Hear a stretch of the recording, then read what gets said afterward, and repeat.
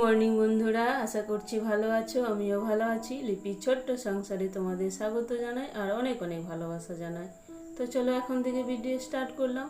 তো দেখো এখন আমি যাচ্ছি রান্নাঘরের দিকে। রান্নাঘরের চাবি খুলবো, তারপর রান্নাঘরের কাজগুলো করব। তো এইদিকে দেখো তোমাদেরকে একটু আমাদের বাড়িটা দেখিয়ে দিলাম। এখন সবজি লাগানো হচ্ছে। আর দেখো মেঘটা এইটুকু দেখালো, মেঘ কত সুন্দর দেখাচ্ছে, কিন্তু কোনো বৃষ্টির নামগন্ধ নেই। বৃষ্টি যে কখন হবে তার কোনো ঠিক ঠিকানা নেই। এখন তো মনে হচ্ছে না যে বর্ষাকাল, মনে হচ্ছে যেন গ্রীষ্মকাল এখনও রয়ে গেছে।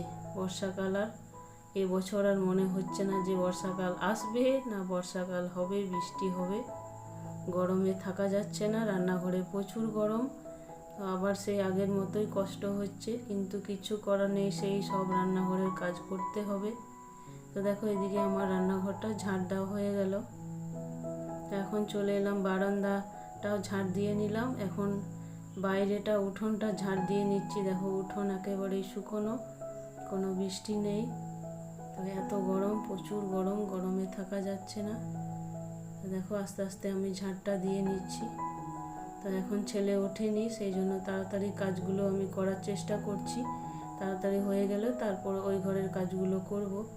ওঠেনি, সেই জন্য ও উঠবে, বিছানা তুলতে হবে। ফ্যান চলছে এখন, সেই জন্য ও ঘরের কাজগুলো করতে পারছি না। তাই এই ঘরের কাজগুলো দেখো করে নিচ্ছি। তো বাসনটাও ধোয়া হয়ে গেল, ঝুড়িটার মধ্যে সব রেখে এখন রান্নাঘরে এনে ভেতরে রেখে দিলাম। তো দেখো এবার চলে এলাম বড় ঘরে। তো ছেলেকে স্কুলে পাঠিয়ে নিয়ে তারপর আমি বিছানাটা ঝেড়ে নিয়ে ঝাড় দিয়ে এখন ঘরটা মুছে নিচ্ছি। ওগুলো আর তোমাদেরকে দেখালাম না।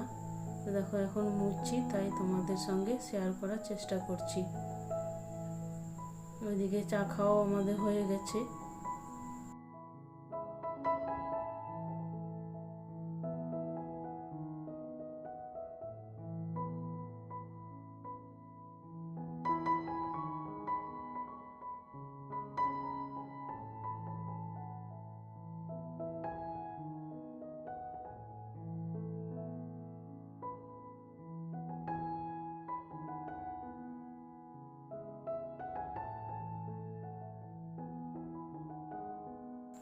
এদিকে দেখো সব কাজ কমপ্লিট করে নিয়ে, বাসি কাজ কমপ্লিট করে নিয়ে আমি চান করে তারপর চুলটা বেঁধে নিলাম। আর এদিকে দেখো আমি নাইটিটা আর জামা কাপড়গুলো সব মেলে নিলাম। আর দেখো আবারও চলে এলাম রান্নাঘরে। তো রান্নাঘরে এখন এবার আমি আগুনটা ধরে গেছে, নিয়েও চলে এসেছি। আমি ভাতের জলটা হাঁড়ির মধ্যে ভরে নিচ্ছি, চাপিয়ে দেবো, গরম হতে থাকবে। তারপর একটা একটা করে সবজিগুলো কেটে নেব।